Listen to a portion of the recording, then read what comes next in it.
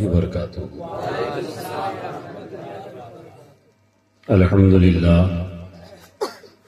الحمدللہ کفا وسلام علی حبیبہ الذین اصطفى، اما بعد فاعوذ باللہ من الشیطان الرجیم، بسم اللہ الرحمن الرحیم۔ کل نفس ذائقۃ الموت، آمنت باللہ، صدق اللہ العظیم، وصدق رسولہ النبی الامین المتین المعین الکریم، ونحن علی ذلک لمن الشاہدین والشاکرین، والحمد للہ رب العالمین۔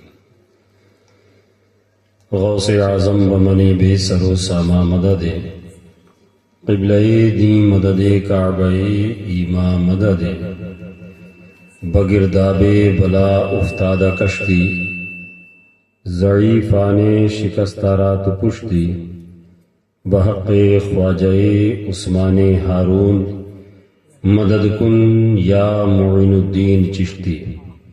از پے صدر الافاضل شیخ من بدر منیر، کیجئے امداد ہم سب کی یا غوث اعظم دستگیر۔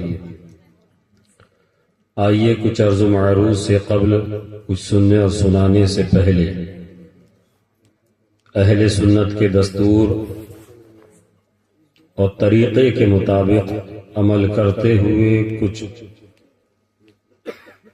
گفت و شنید سے پیشتر اپنے آقا و مولا گنبد خضرا میں آرام فرمانے والے داتا، اندھیری قبر میں کام آنے والے آقا، روحی فدا جناب احمد مجتبی محمد مصطفیٰ مجتبی مرتضی صلی اللہ تعالی علیہ وسلم کی بارگاہ بے کس پناہ میں درودوں کی ڈالی محبت کی تھالی میں سجا کر پیش کریں۔ پڑھیں باواز بلند درود پاک، اللہم صلی علی سیدنا شفیعنا حبیبنا نبینا مولانا محمد مبارک وسلم، صلاۃ و سلام علیک یا رسول اللہ صلی اللہ تعالی علیہ وسلم۔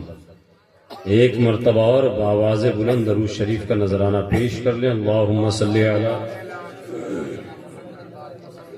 سیدنا شفیعنا حبیبنا نبینا مولانا محمد مبارک وسلم، صلو علیہ صلاۃ و سلام علیک یا رسول اللہ صلی اللہ تعالی علیہ وسلم۔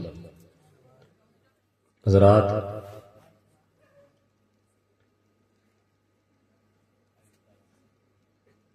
مغرب کے بعد سے ہی یہ پروگرام چل رہا ہے الحمدللہ، اور ماشاءاللہ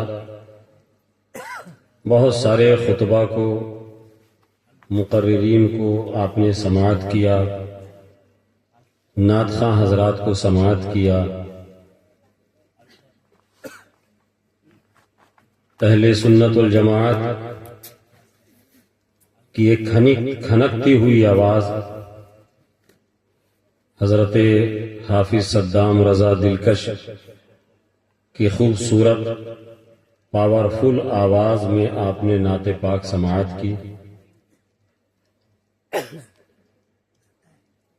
اس سردی کی ٹھٹکتی ہوئی راتوں میں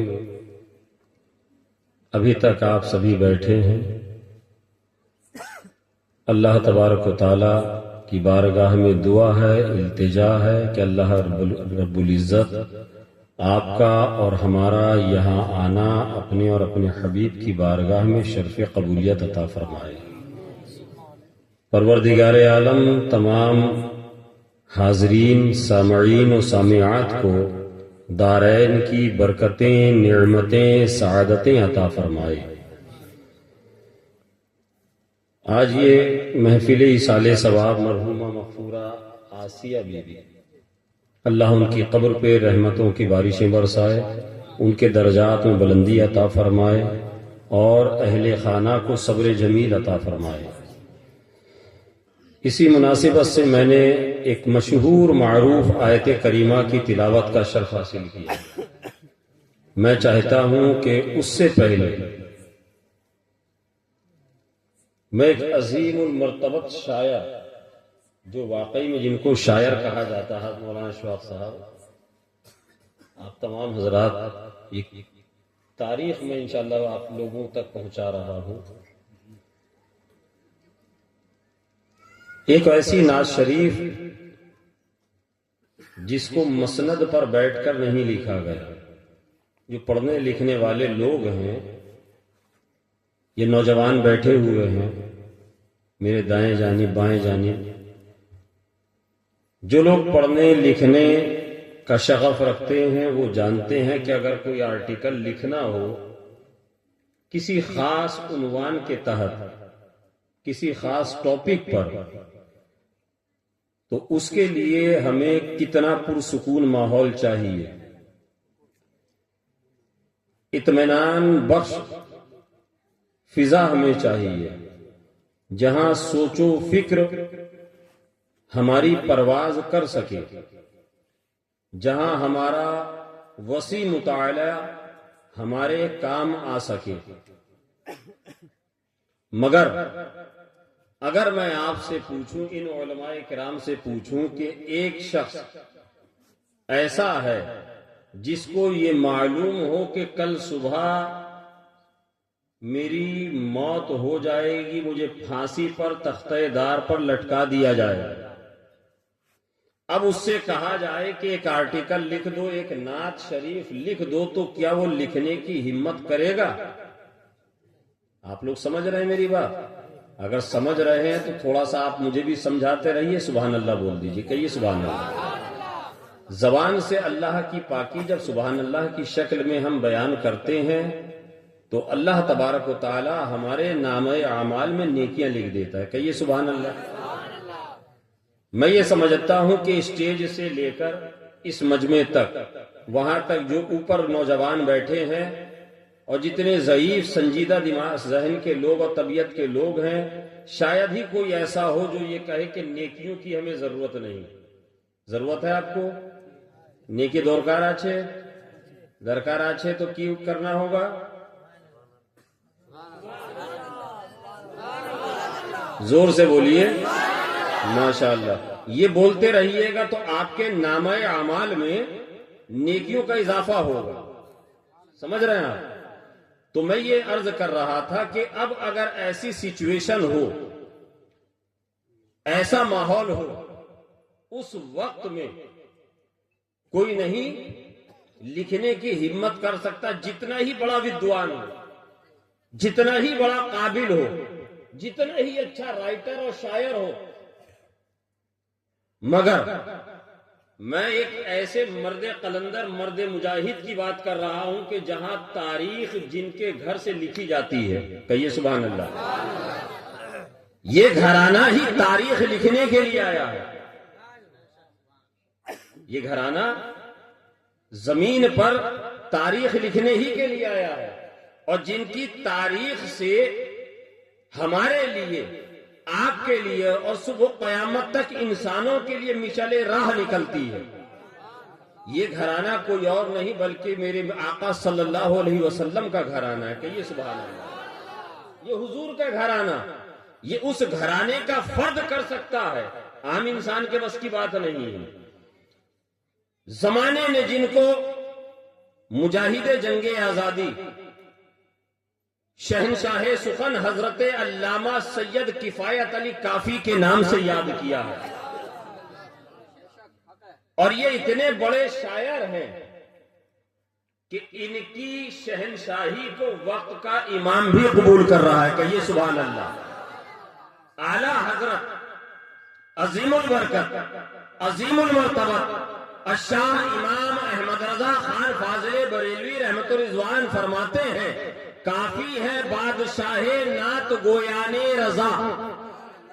وہ اعلیٰ حضرت جن کے کلام کو کلام الامام کہا جاتا ہے، علماء کی توجہ چاہتا ہوں، وہ اعلیٰ حضرت جن کے کلام کو کلام الامام کہا جاتا ہے، وہ اعلیٰ حضرت جنہیں فقیہوں کا بھی امام کہا جاتا ہے، وہ اعلیٰ حضرت جنہیں ادیبوں کا بھی امام کہا جاتا ہے، وہ اعلیٰ حضرت جنہیں محدثین کا بھی امام کہا جاتا ہے، وہ اعلیٰ حضرت جنہیں زمانہ اعلیٰ حضرت عظیم البرکت جیسے القابات سے یاد کرتی ہے، جن کے بارے میں علماء نے فقہا نے بیان کیا کہ اعلیٰ حضرت کو 100 سے زیادہ علوم و فنون پر کامل دسترس حاصل تھا، ایک دو نہیں، 100 سے زیادہ علوم پر جسے مہارت حاصل ہو وہ لکھ رہا ہے، وہ عرض کر رہا ہے، وہ کہہ رہا ہے، وہ اعلان کر رہا ہے، کافی ہے بادشاہ نعت گویان رضا، کہ یعنی شہنشاہ فکر و فن نعت گوئی کے حضرت سید کفایت علی کافی ہے، جو ہے وہ بادشاہ ہے، کافی ہے بادشاہ نعت گویان رضا، اور میں انشاءاللہ وزیر اعظم، اور میں انشاءاللہ جن کے بارے میں ان کو کہیں کہ یہ بادشاہ ہے اور میں ان کا وزیر اعظم ہوں، کہہ دیجئے سبحان اللہ۔ بات اچھی نہیں لگ رہی ہے؟ میں آپ کو تاریخ بتا رہا ہوں، یہ آپ کی تاریخ، آپ کے بزرگوں کے، آپ کے اکابرین کی تاریخ اور ہسٹری ہے۔ آج ہمارا سب سے بڑا المیہ یہ ہے کہ ہمیں زمانے کی خبر ہے، اپنی تاریخ کے بارے میں ہمیں نہیں معلوم، آج ہمیں اپنی ہسٹری نہیں معلوم، آج ہم ہسٹری کے پروفیسر بنے گھوم رہے جن کو اپنی ہسٹری نہیں معلوم۔ اب علامہ سید کفایت علی کافی رحمت اللہ علیہ، جو میں عرض کر رہا تھا کہ صبح کو برٹش گورنمنٹ کے خلاف فتویٰ دینے کی وجہ سے، فتوی جہاد، یعنی کہ ہندوستان میں 1857 عیسوی میں جو ایک آزادی کی مہم کا آغاز ہوا، جس کی صدارت، جس کی قیادت علامہ شاہ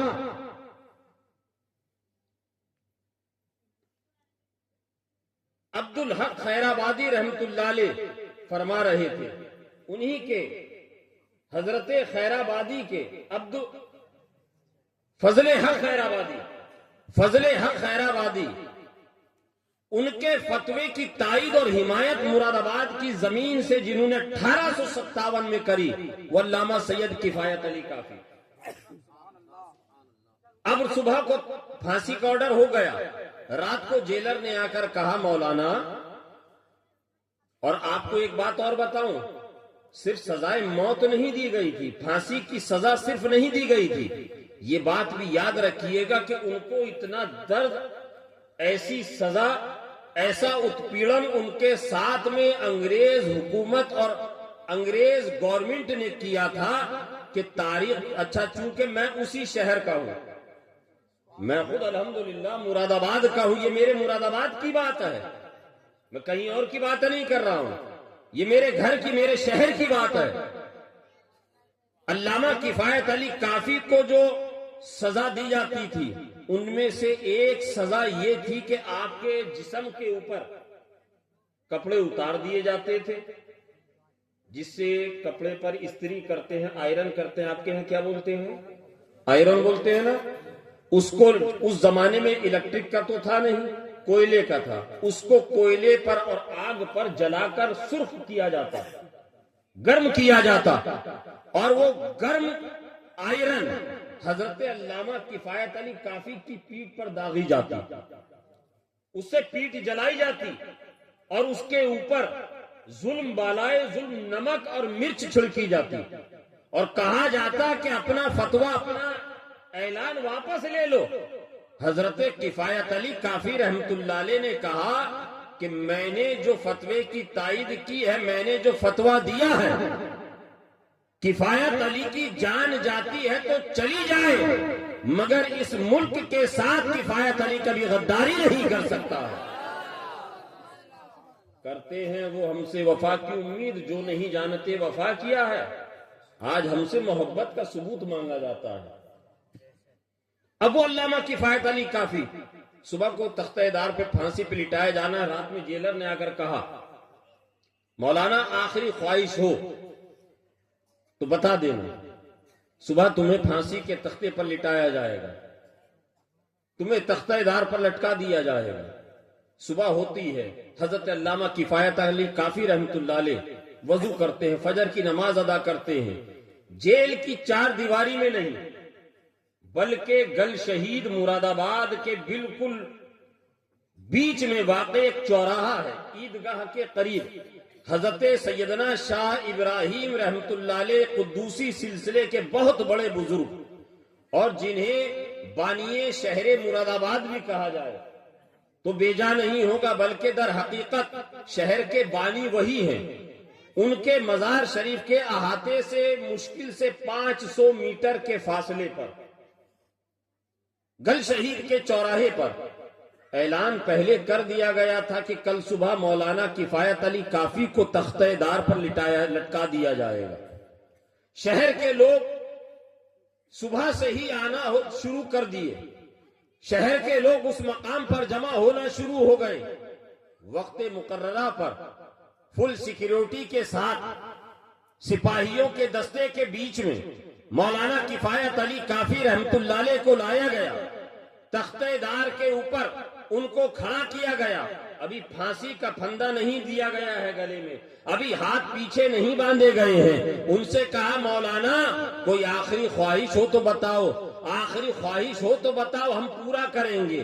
ایسی سچویشن میں مولانا کفایت علی کافی نے اپنے بال بچوں سے ملاقات کے لیے نہیں کہا، ایسی سچویشن میں مولانا کفایت علی کافی رحمت اللہ علیہ نے اپنے گھر والوں سے ملاقات کے لیے نہیں کہا۔ انہوں نے یہ نہیں کہا کہ میرے انتقال کے بعد، مجھے پھانسی پر لٹکانے کے بعد مجھے تم تختے دار پر لٹکا دو گے تو میرے گھر والوں کا کیا ہوگا۔ نہ کچھ کھانے کے لیے کہا، نہ کچھ پینے کی طلب کری، نہ اپنے گھر والوں سے ملنے کی خواہش کا اظہار کیا۔ مولانا نے کہا ہاں میری یہ خواہش ہے، مراد آباد کے لوگ وہاں جمع ہیں، شہر مراد آباد کے لوگ جمع ہیں۔ کہا مولانا بتاؤ تمہاری خواہش کو پورا کیا جائے گا۔ علامہ کفایت علی کافی مراد آبادی رحمت اللہ علیہ فرماتے ہیں اے جیلر، اے حکومت ہند کے برٹش گورنمنٹ کے ماتحت، اے جیلر اگر تم میری آخری خواہش پوچھ رہا ہے اور اس کو پورا کرنے کا وعدہ کرتا ہے تو میں تجھ سے خواہش کا اظہار کرتا ہوں، تختہ دار پر لٹکنے سے پہلے کفایت علی کافی کچھ اور نہیں بلکہ اپنے آقا پر نعت پڑھنا چاہتا ہے، آقا پر نعت پڑھنا چاہتا ہے، حضور کی بارگاہ میں نعت پیش کرنا چاہتا ہے۔ کیا اتنا بڑا کلیجہ کسی کا ہو سکتا ہے کہ تختہ دار پر پھانسی کا پھندا سامنے ہے، موت بالکل سامنے نظر آ رہی ہے، یہ کوئی عام نہیں کر سکتا ہے، عام انسان کے بس کی بات نہیں ہے۔ اگر یہ کوئی کر سکتا ہے تو میرے مصطفیٰ کا گھر ہے، یہ حضور کا گھرانہ ہے۔ اب انہوں نے نعت شریف لکھی، وہی نعت شریف میں سنانا چاہتا ہوں، اسی کے کچھ شعر۔ حضرت سید کفایت علی کافی مراد آبادی رحمت اللہ علیہ فرماتے ہیں کہ کوئی گل باقی رہے گا، چونکہ یہ سال ثواب کی محفل ہے، اسی مناسبت سے، اور یہ ایک تاریخ تھی جو میں نے چاہا کہ رامپور کے لوگوں تک یہ ان کی ہسٹری تاریخ پہنچائی جائے۔ حضرت سید کفایت علی کافی رحمت اللہ علیہ فرماتے ہیں کوئی گل باقی رہے گا، گل کہتے ہیں پھول کو، کوئی گل باقی رہے گا نہ چمن رہ جائے گا، کوئی گل باقی رہے گا نہ چمن رہ جائے گا، پر رسول اللہ کا دین حسن رہ جائے گا، سبحان اللہ، پر رسول اللہ کا دین حسن رہ جائے گا۔ ارے ہم سفیرو باغ میں ہیں کوئی دم کا چہچہا۔ اردو میں نعت شریف ہے، میں سمجھ رہا ہوں کہ شاید آپ کو مشقت اٹھانی پڑے گی۔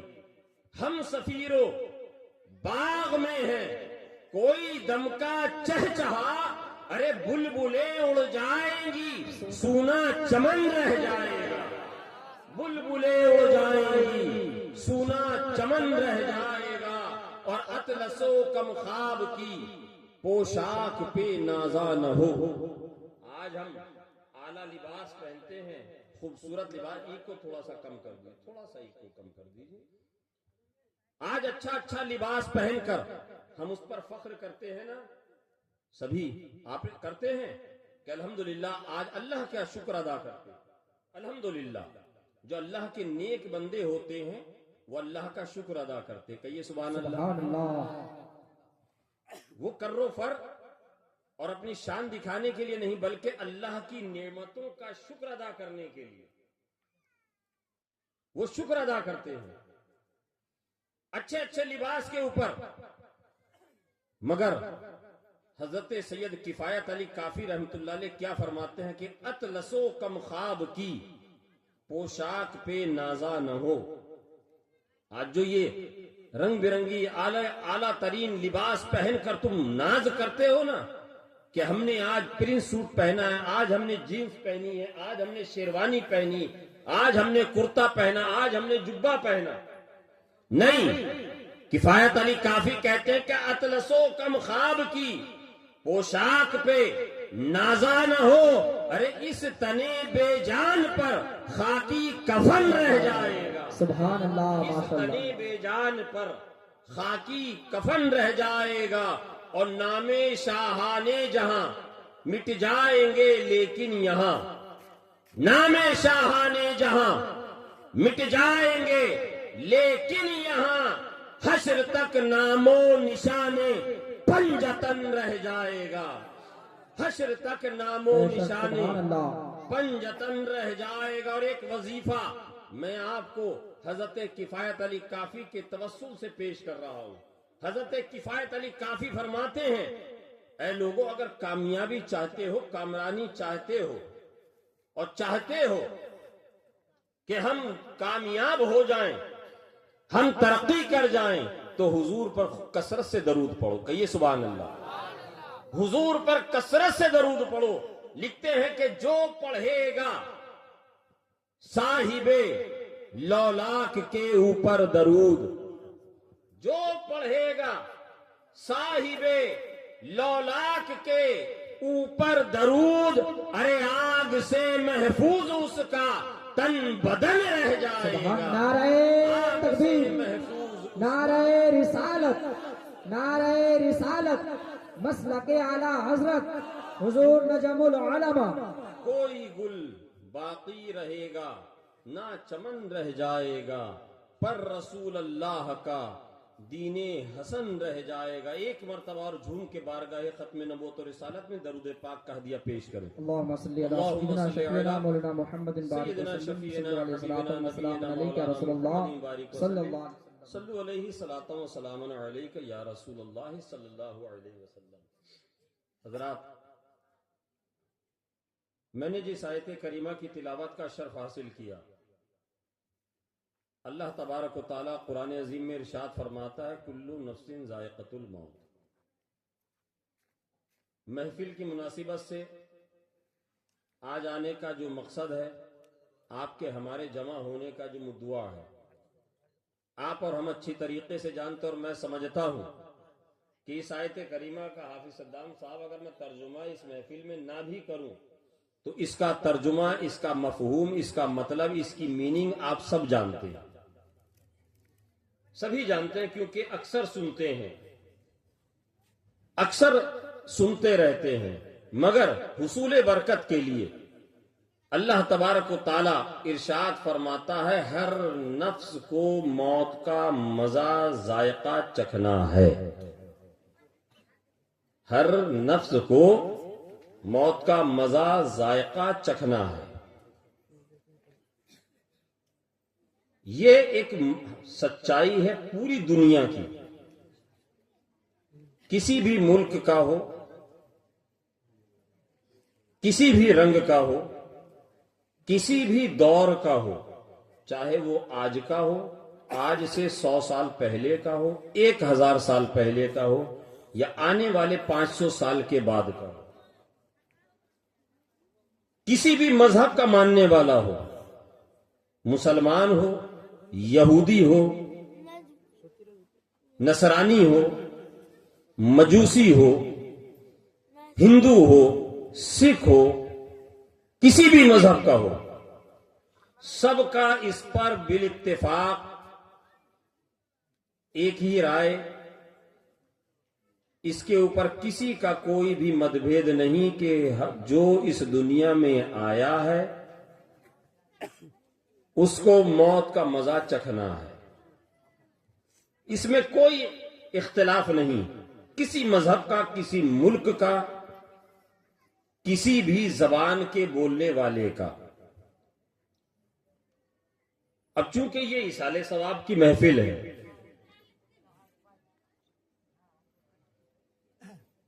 حضرت سیدنا میر عبد الواحد بلگرامی رحمت اللہ علیہ کی ایک مشہور زمانہ کتاب ہے، تصنیف لطیف ہے، جسے یہ علماء کرام جانتے ہیں.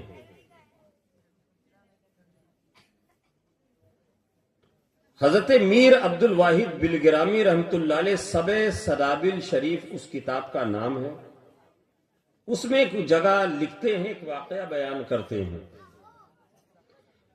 ایک دن ایک نوجوان شخص حضرت میر عبد الواحد بلگرامی رحمت اللہ علیہ کی بارگاہ میں آتا ہے اور آ کر عرض کرتا ہے، اور میں یہ جو واقعہ آپ کو بیان کر رہا ہوں، آپ میں سے بہت سارے لوگ اس پر اتفاق کریں گے، اپنا ایکسپیرینس شیئر کریں گے کہ آپ کے ساتھ بھی کیا اس طرح ہوتا ہے. حضرت میر عبد الواحد بلگرامی رحمت اللہ علیہ کے پاس ایک نوجوان آ کر کہتا ہے، حضور، جب میرے سامنے سے کوئی جنازہ گزرتا ہے، جب میرے سامنے سے کوئی جنازہ گزرتا ہے یا میں قبرستان سے گزرتا ہوں، حضرت مجھے بڑی گھبراہٹ ہوتی ہے، مجھے بڑی بے چینی ہوتی ہے، میری طبیعت میں بڑا اضطراب پیدا ہو جاتا ہے. حضرت کوئی تعویذ دے دیجئے، کوئی وظیفہ بتا دیجئے. آپ میں سے ہی بہت سارے لوگوں کے ساتھ ہوتا ہوگا، جنازہ دیکھنے کے بعد طبیعت گھبراتی ہوگی، دل بیٹھتا ہوگا، دھڑکنیں اوپر نیچے ہوتی ہوں گی، طبیعت میں عجیب اضطراب اور بے چینی کی کیفیت پیدا ہوتی ہوگی. تو سنیں، وہ لوگ ضرور سنیں. حضرت میر عبد الواحد بلگرامی رحمت اللہ علیہ سے جب وہ کہتا ہے، حضور کچھ نسخہ عطا کر دیجئے، کچھ وظیفہ بتا دیجئے، کوئی دعا سکھا دیجئے، کوئی تعویذ عطا کر دیجئے، حضرت میر عبد الواحد بلگرامی رحمت اللہ علیہ نے فرمایا کہ نوجوان، ایک کام کرنا، آج سے ایک کام شروع کر دینا. کہا حضور وہ کیا؟ کہا کہ روزانہ اپنے معمولات میں ایک چیز شامل کر لو. کہا حضور کیا؟ کہا کہ روزانہ اپنی جیب سے، اپنی کمائی سے کچھ پیسہ صدقہ کر دیا کر لو، صدقہ ادا کر دینا. کہا حضور کوئی وظیفہ؟ کہا کہ یہی وظیفہ ہے، اسی پر عمل کرو. آج کا وظیفہ یہی ہے. وہ شخص جو قبر کو دیکھ کر، قبر کا تصور کر کے، جنازے کو دیکھ کر، جنازے کا تصور کر کے گھبراتا تھا، بے چین ہو جاتا تھا، طبیعت میں بے چینی پیدا ہو جاتی تھی، کچھ مہینے کے بعد وہ شخص آتا ہے. آنے کے بعد عرض کرتا ہے، حضور میں نے آپ سے جو تکلیف اور جو پریشانی بیان کری تھی، جو جنازہ دیکھنے کے بعد، جو انتقال کی خبر سننے کے بعد، جو میت کو دیکھنے کے بعد میری طبیعت میں بے چینی پیدا ہو جاتی تھی، دل کی دھڑکنیں اوپر نیچے ہونا شروع ہو جاتی تھی، حضور موت کا خیال اور ذکر سن کر میرا جسم پتے کی طرح کانپتا تھا. حضور جو میں موت کا تصور کرتا تھا، جب قبرستان سے گزرتا تھا تو میرا پورا وجود ہلتا تھا. حضور آپ نے جو وظیفہ مجھے بتایا، جو آپ نے مجھے طریقہ بتایا، میں نے اس پر عمل کیا. اب میرے دل سے وہ بے چینی دور ہو گئی، وہ پریشانی میری دور ہو گئی، وہ اضطراب کی کیفیت میری دور ہو گئی. حضرت میر عبد الواحد بلگرامی سے عرض کرتا ہے، حضور آپ سے میں نے نسخہ مانگا تھا، آپ نے مجھے یہ عنایت فرما دیا. حضور میں آپ سے یہ معلوم کرنا چاہتا ہوں، آخر معاملہ کیا ہے، آخر بات کیا ہے جو میری مہینے دو مہینے کے اندر وہ کیفیت جو پہلے ہوا کرتی تھی اب نہیں پائی جاتی ہے. حضرت میر عبد الواحد بلگرامی رحمت اللہ علیہ فرماتے ہیں کہ بابو، میں تم سے ایک سوال پوچھتا ہوں، تم میرے سوال کا جواب دو۔ کہنے لگا حضور کیا؟ کہنے لگا حضرت میر عبد الواحد فرماتے ہیں، فاتح بلگرام فرماتے ہیں، میں تم سے کہوں کہ اس شہر کو چھوڑ کر، بلگرام ہردوئی ضلع کو چھوڑ کر، میں تمہیں راجستھان کے یا فلاں ملک کے اس علاقے میں بھیجنا چاہتا ہوں جہاں اس سے پہلے تم نہیں گئے، وہاں تمہارا کوئی عزیز و اقارب بھی نہ ہو، جہاں تمہارا کوئی رشتہ دار بھی نہ ہو، جہاں تمہاری کوئی پہچان کا بھی نہ ہو، جہاں تمہیں کوئی نہ جانتا ہو، جہاں پر تمہارے پاس زندگی گزارنے کے سامان اور آلات بھی مہیا نہ ہو۔ اب اگر میں تمہیں ایسے مکان میں بھیجوں تو کیا تم وہاں جانے کے لیے تیار ہوگے؟ اور اگر میں تمہیں وہاں بھیج بھی دیتا ہوں، زبردستی بھیج بھی دیتا ہوں، تو یہ بتاؤ اس مقام پر جا کر تمہارا دل لگے گا یا تم بے چین ہو جاؤ گے، تم پریشان ہو جاؤ گے؟ وہ عرض کرتا ہے حضور ایسی جگہ جہاں میرا کوئی مونس نہ ہو، جہاں میرا کوئی دوست نہ ہو، جہاں میرے عزیز و اقارب نہ ہو، جہاں میرا کوئی پہچان والا نہ ہو، جہاں میرا دل بہلانے والا کوئی نہ ہو، جہاں میری کوئی خاطر کرنے والا نہ ہو، یقیناً حضور میں نہیں جانا چاہوں گا۔ اور اگر زبردستی بھیج بھی دیا گیا تو یقیناً میری طبیعت وہاں نہیں لگے گی، میرے دل گھبرائے گا، مجھے بے چینی ہوگی، مجھے پریشانی ہوگی۔ حضرت میر عبد الواحد بلگرامی رحمت اللہ علیہ فرماتے ہیں، آپ فرماتے ہیں اے نوجوان، وہ جو جنازہ میت کو دیکھ کر تیرا دل گھبراتا تھا، وہ جو بے چینی ہوتی تھی، وہ جو پریشانی تجھے لاحق ہوتی تھی، وہ کسی اور سبب کی وجہ سے نہیں، وہ کسی اور وجہ سے نہیں، بلکہ وہ اس لیے ہوا کرتی تھی کہ تو جانتا ہے کہ مجھے بھی قبر میں جانا ہے، مجھے بھی اس اندھیرے گڈھے میں جانا ہے، مجھے بھی اس قبر میں ہمیشہ ہمیش کے لیے جانا ہے، مگر وہاں تیرا کوئی مونس نہیں، وہاں تیرا کوئی غمخسار نہیں، وہاں کوئی تیرا دیکھ بھال کرنے والا نہیں۔ تو جانتا ہے وہ قبر کی تاریکی ہوگی، وہ قبر تاریک ہوگی، وہاں اندھیرا ہوگا، وہاں دل بہلانے والی کوئی چیز نہ ہوگی، تیرا کوئی عزیز و اقارب تیری قبر میں نہیں ہوگا۔ اس لیے میں نے تجھے بتایا کہ تو اپنی کمائی میں سے، تو اپنی ملکیت میں سے کچھ نہ کچھ صدقہ روزانہ کے طرز پر دیتے رہنا۔ تو نے یہ صدقہ دیا ہے، تو یہ صدقہ ادا کرنے کا عادی ہو گیا ہے۔ اور آقا کریم مصطفیٰ جان رحمت صلی اللہ تعالی علیہ وسلم کا ارشاد گرامی ہے کہ صدقہ دیا کرو، کہ صدقہ بری موت سے اور حادثات سے حفاظت فرماتی ہے، بری موت سے صدقہ تمہاری حفاظت کرتا ہے۔ اے انسان، اے نوجوان، اب میں نے جو تجھے صدقے کا طریقہ سکھا دیا، اب تو صدقہ ادا کرنے لگا۔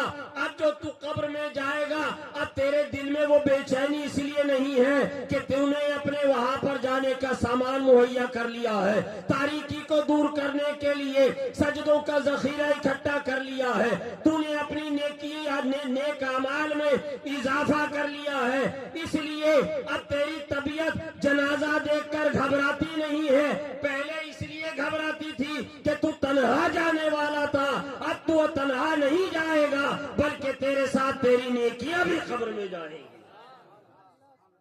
قبر میں تیرے ساتھ تیری نیکیاں بھی جائیں گی۔ اے مسلمانوں، ہم جس مذہب کے ماننے والے ہیں، جس دین کے ماننے والے ہیں، اس دین کے اندر صرف نماز پڑھنا ہی عبادت نہیں ہے، صرف قرآن کی تلاوت ہی عبادت نہیں ہے، صرف رمضان المبارک کے فرض روزے رکھنا ہی عبادت نہیں ہے، صاحب استطاعت پر، مالک نصاب پر صرف زکوٰۃ دینا ہی عبادت نہیں ہے، صرف بیت اللہ شریف کا حج کرنے پر ہی ثواب نہیں ہے، بلکہ آقا کریم صلی اللہ علیہ وسلم ارشاد فرماتے ہیں اے لوگو، اگر تم راستے سے گزر رہے ہو، راستے میں کوئی کانٹا پڑا ہے، تم اس کو اس نیت سے اٹھا کر سائیڈ کر دو کہ کوئی راہگیر، کوئی ہمارا بھائی، کوئی ہمارا پڑوسی، کوئی ہمارا ہمسایہ اس راستے سے گزرے گا، کوئی انسان یہاں سے گزرے گا، اس کے پاؤں میں کانٹا چبھے گا، اس کو تکلیف ہوگی،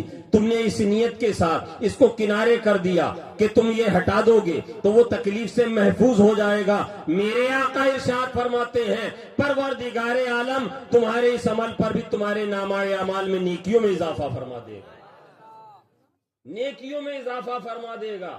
آقا فرماتے ہیں راستے سے جا رہے ہو، راستے میں کوئی پتھر پڑا ہو، اس پتھر کو اٹھا کر کنارے کر دو کہ راہگیروں کو تکلیف نہ ہو، تو آقا فرماتے ہیں اللہ اس پر بھی اجر عطا فرمائے گا۔ کہیے سبحان اللہ۔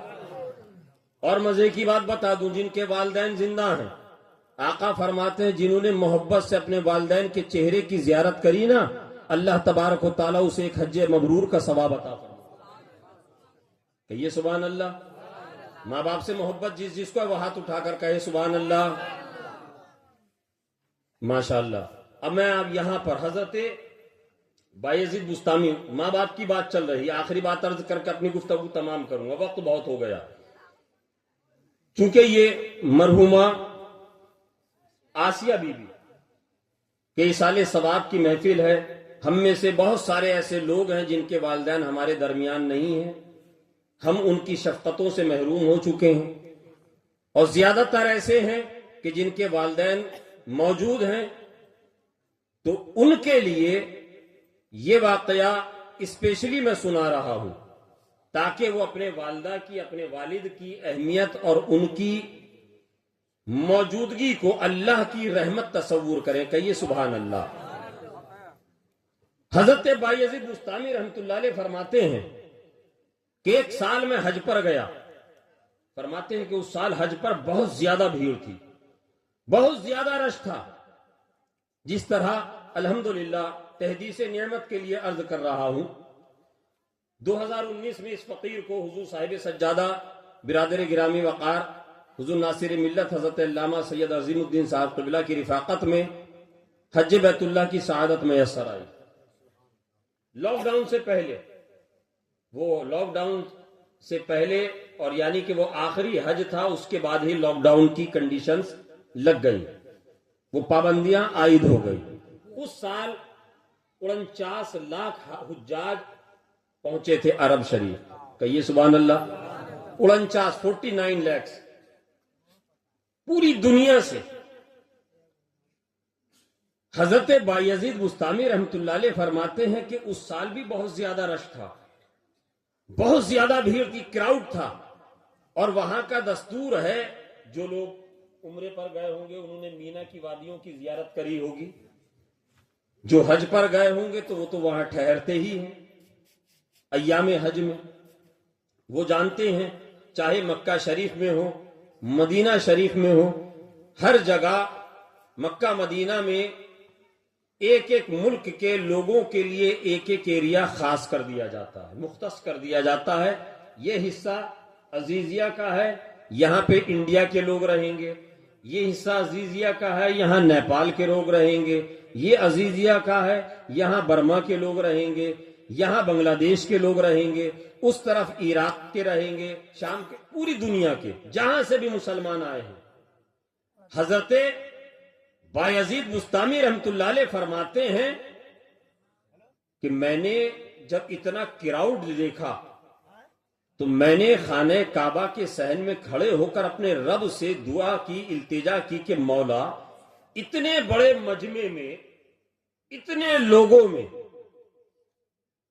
کوئی ایسا بھی گنہگار سیاہکار انسان بھی ہے جس کا حج تو نے قبول نہیں کیا؟ حج کس کا قبول کیا؟ لوگ یہ دعا کرتے ہیں کہ اللہ ہمارا حج قبول کرے، آپ کا حج قبول کرے، مگر حضرت بایزید بستامی فرماتے ہیں کہ میں نے دعا کری کہ مولا کوئی ایسا بھی شخص ہے جس کا حج تو نے قبول نہیں کیا؟ فرماتے ہیں میں حتیم کعبہ میں، کعبے کی صحن میں بیٹھا ہوا دعا کر رہا تھا، ٹیک لگا کر دعا کرتے کرتے اچانک مجھے اونگ آ گئی، یعنی کہ جھپکی آ گئی، تو میں کیا دیکھتا ہوں کہ ہاتف غیبی سے آواز آئی کہ بلخ کا رہنے والا محمد بن ہارون نامی شخص ہے، ہم نے اس کا حج قبول نہیں کیا۔ اللہ اکبر۔ بلخ کا رہنے والا محمد بن ہارون نام ہے، ہم نے اس کا حج قبول نہیں کیا۔ حضرت بایزید بستامی رحمت اللہ علیہ فرماتے ہیں کہ میں جو خیمے لگے ہوئے تھے، آج کی طرح بلڈنگیں نہیں ہوا کرتی تھی، خیمے لگے ہوئے تھے، بڑا مجمع ہے، میں خیموں میں معلوم کرتا کہ کون سا کس ملک کے لوگوں کا ہے۔ معلوم کیا میں نے کہ بلخ کے لوگ کہاں ہیں، پتا چلا کہ اس وادی میں جائیے، وہاں بلخ کے لوگوں کا خیمہ لگا ہوا ہے، جو بلخ سے حجاج آئے ہیں ان کا خیمہ لگا ہوا ہے۔ فرماتے ہیں کہ میں ان کے خیموں کے پاس اس وادی میں گیا، مکہ شریف کی اس وادی میں گیا، میں نے وہاں کے لوگوں سے ملاقات کری، میں نے کہا کہ یہ بتائیے کیا آپ کے ملک سے آنے والے ایک انسان محمد بن ہارون کو آپ جانتے ہیں؟ محمد بن ہارون کو آپ لوگ جانتے ہیں؟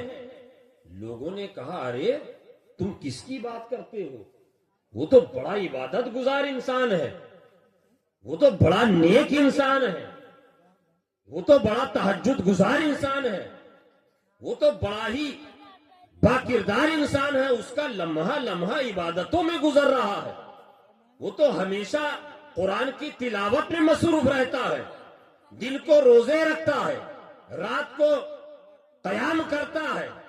حضرت بایزید بستامی رحمت اللہ علیہ فرماتے ہیں کہ میں یہ سن کر میری حیرت کی حد نہ رہی کہ یا اللہ، اتنا نیک انسان، اتنا نمازی، ایسا قرآن کا قاری، ایسا صوم صلات کا پابند انسان، جس کے بارے میں لوگ گواہی دے رہے ہیں، جس کی نیکیوں کے بارے میں لوگ گواہی دے رہے ہیں، مگر مولا تو فرماتا ہے کہ میں نے اس کا حج قبول نہیں کیا، میں نے اس کا حج قبول نہیں کیا۔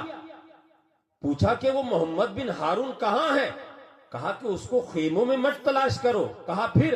کہا کہ وہ جو پہاڑی دکھ رہی ہے اس کے سب سے اوپر پہاڑ کی چوٹی پر ایک چھوٹی سی غار ہے، اس غار کے اندر جاؤ اور وہ وہاں پر محو عبادت تمہیں ملے گا، نمازیں پڑھتے ہوئے ملے گا، قرآن کی تلاوت کرتا ہوا ملے گا، حالت روزہ میں ملے گا۔ حضرت بایزید بستامی فرماتے ہیں میں اس اونچے پہاڑ پر چڑھا، بڑی مشقتیں اٹھا کر میں چڑھا، اس پہاڑ کی چوٹی پر پہنچ کر میں کیا دیکھتا ہوں، واقعی وہ محمد بن ہارون نماز کی نیت باندھے ہوئے نماز پڑھ رہا ہے، نماز کی حالت میں ہے۔ میں وہیں جا کر بیٹھ گیا، میں وہیں بیٹھ گیا کہ یہ سلام پھیرے گا، نماز سے باہر آئے گا تو میں اس سے کلام کروں گا، میں اس سے سبب معلوم کروں گا، میں اس سے وجہ معلوم کروں گا کہ آخر تیرا حج کیوں قبول نہیں کیا گیا ہے۔ حضرت بایزید بستامی رحمت اللہ علیہ فرماتے ہیں میں اسی انتظار میں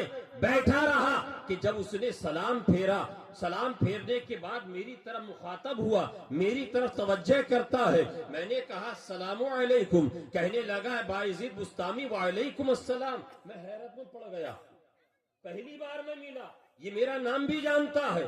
کہا کہ محمد بن ہارون تمہارا ہی نام ہے؟ کہا کہ ہاں۔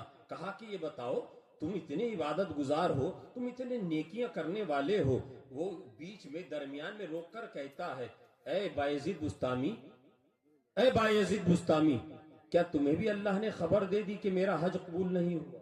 اللہ اکبر، اللہ اکبر کبیرہ۔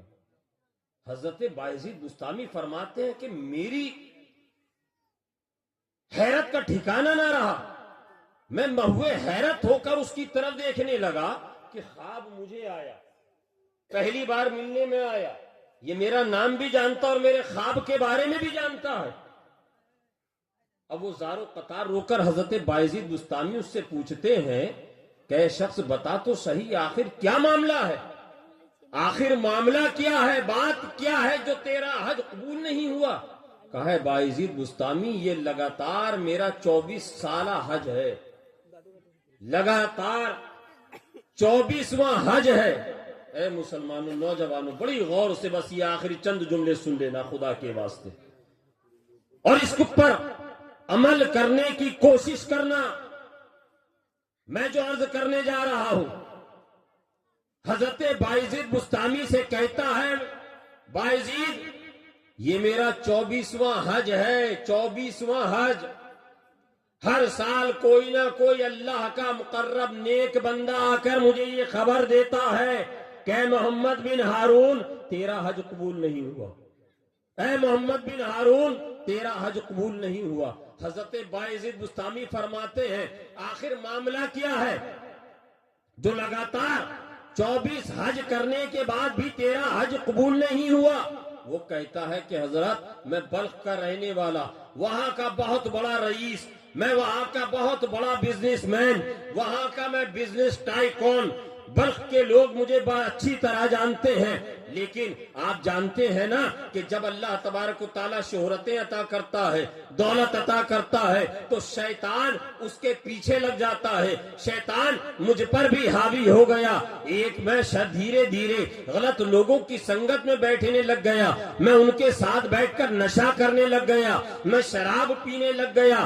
رمضان شریف کے ایام چل رہے تھے، ایک دن میں دن کے اجالے میں حالت نشہ میں شراب پی کر اپنے گھر میں داخل ہوا۔ میں یہ کیا دیکھتا ہوں، میری ماں چولہے کے پاس بیٹھی ہوئی کچھ کھانا بنا رہی ہے، آگ لکڑیوں میں آگ بھڑک رہی ہے، زوردار آگ لگی ہوئی ہے۔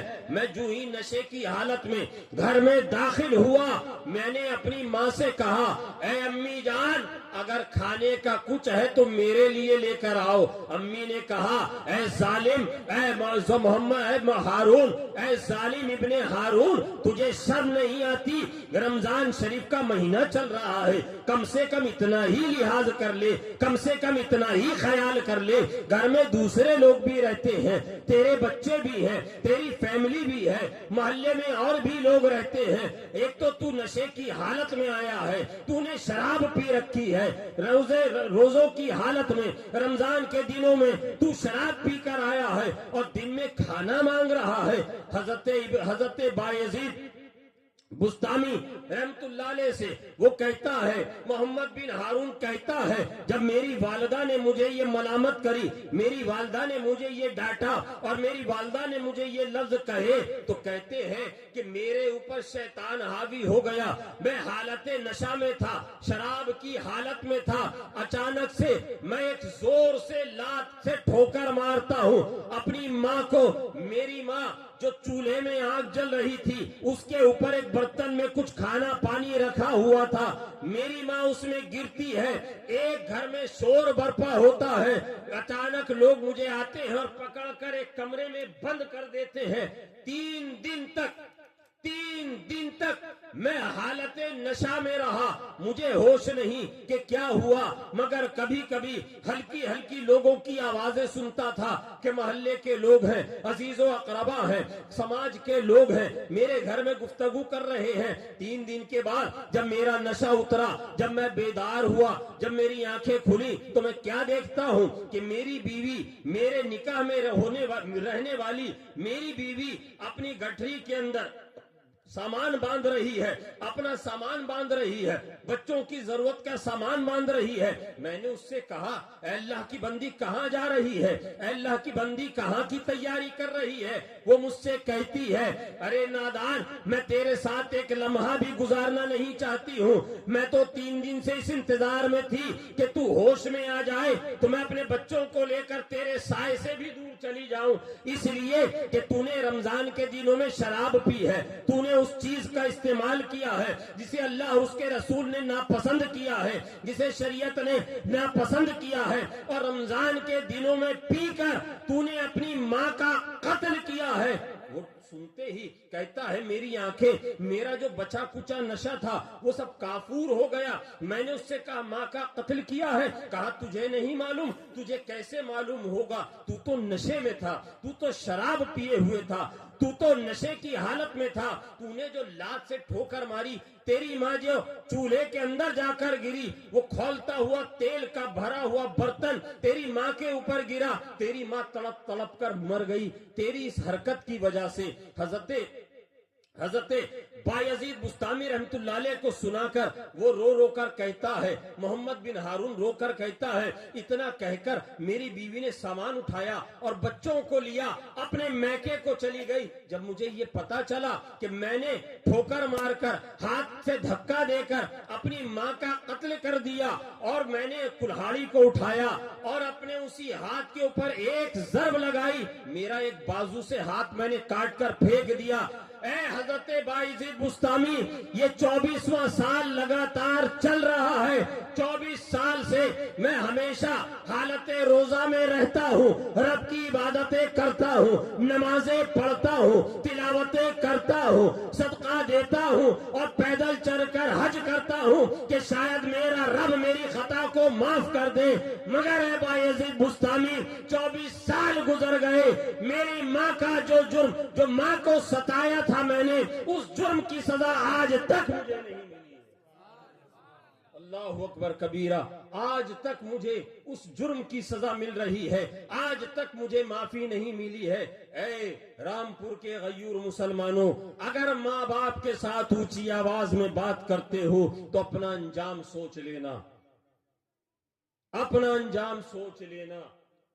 اگر غلطی ہو گئی کبھی تو آج جب اپنے ماں باپ کے پاس جاؤ، ان کے پیر پکڑ کر معافی مانگ لینا کہ آپ ہمارے ماں باپ ہیں، ہم سے غلطی ہو گئی، اے ہماری امی، اے ہمارے والد، اے ہمارے ابو، آپ ہماری غلطی کو معاف کر دیجئے اور دعا کیجئے کہ اللہ تبارک و تعالی مجھے آپ لوگوں کا مطیع اور فرما بردار بنا دے۔ کہیے سبحان اللہ۔ ورنہ زندگی بھر سجدے کی حالت میں صحن کعبہ میں طواف کرتے کرتے اگر آپ کے جسم سے آپ کی روح پرواز کر جائے تو بھی اللہ تبارک و تعالی آپ سے راضی نہیں ہوگا۔ اگر ماں باپ آپ سے ناراض ہیں، اگر رب کو راضی کرنا چاہتے ہو، حضور کو راضی کرنا چاہتے ہو تو ماں باپ کو پہلے راضی کر لو۔ حدیث پاک کا مفہوم ہے، اللہ کے رسول صلی اللہ تعالی علیہ وسلم ارشاد فرماتے ہیں، تم میں سے اس وقت تک کوئی بھی کامل مومن نہیں ہو سکتا، کامل مومن نہیں ہو سکتا۔ آپ نے سنی ہے یہ حدیث نا، جانتے ہیں نا آپ لوگ؟ کہیے سبحان اللہ، زور سے بولیے یا رسول اللہ۔ آقا کیا فرما رہے ہیں؟ تم میں سے کوئی بھی اس وقت تک کامل مومن نہیں ہو سکتا۔ یا رسول اللہ کب تک؟ آقا فرماتے ہیں جب تک اپنے ماں باپ، اپنی اولاد، حتیٰ کہ اپنی جان سے بھی زیادہ بڑھ کر مجھ سے پیار نہ کرے۔ کہیے سبحان اللہ۔ حضور سے کون کون پیار کرتا ہے؟ کون کون حضور سے محبت کرتا ہے؟ ماشاءاللہ، کہیے سبحان اللہ۔ حضور فرما رہے ہیں تم میں سے اس وقت تک کوئی کامل سچا پکا مسلمان نہیں ہو سکتا جب تک اپنے ماں باپ، اپنی اولاد، حتیٰ کہ اپنی جان سے بھی بڑھ کر مجھ سے پیار نہ کرے۔ آپ چاہتے ہیں نا کہ ہم حضور سے پیار کریں؟ آپ چاہتے ہیں تو حضور کے اس فرمان عالی شان کے اندر چھپے ہوئے حکمت آفری جملوں پر غور کر لیجئے۔ حضور فرماتے ہیں اپنے ماں باپ، حضور سے پیار کرنا ہے، حضور سے محبت کرنی ہے تو پہلے ماں باپ کو راضی کرو۔ جس کے ماں باپ راضی نہیں ہوں گے اس سے حضور راضی نہیں ہوں گے۔ حدیث پاک کا مفہوم بیان کر رہا ہوں، کسی بھی مکتبہ فکر کا آپ اٹھا کر ترجمہ پڑھ لیجئے، مفہوم یہی ہے۔ جب تک اس کے ماں باپ اس سے راضی نہ ہو، جب تک وہ اپنے ماں باپ سے پیار نہ کرے، اپنے بال بچوں، اور یاد رکھیے گا ماں باپ سے بھی پیار کرنا ہے، بچوں کی اچھی تعلیم و تربیت بھی کرنی ہے، بچوں پر توجہ بھی دینی ہے، ان سے پیار بھی کرنا ہے، ان کو دین بھی سکھانا ہے، انہیں اچھی عادتیں بھی سکھانی ہے، ان کو اچھی تربیت بھی کرنی ہے، ان کو پڑھا لکھا کر ایجوکیٹڈ بھی بنانا ہے، اور سب سے بڑھ کر ان کو حضور کا غلام بنانا ہے۔ کہیے سبحان اللہ۔ اس کے بعد اپنی جان، یعنی کہ آپ اپنے اوپر ظلم نہ کریں۔ اپنی جان پر ظلم کیا ہے؟ شراب خوری، سود خوری، نشہ کرنا، اپنے جسم کو مشقتوں میں ایسی ڈالنا جن مشقتوں سے اللہ اور اس کے رسول کی ناراضگی کا سبب پیدا ہو. اپنے آپ کو جہنم سے بچائیے، اپنے نامہ اعمال میں نیکیوں کا اضافہ کیجیے، عبادت کیجیے، تسبیح پڑھیے، حلال روزی کمائیے اور اپنے گھر والوں کی اس سے کفالت کیجیے. جب یہ کام آپ کرنے لگیں گے تب آپ حضور کی دہلیز تک پہنچنے کے لائق ہوں گے.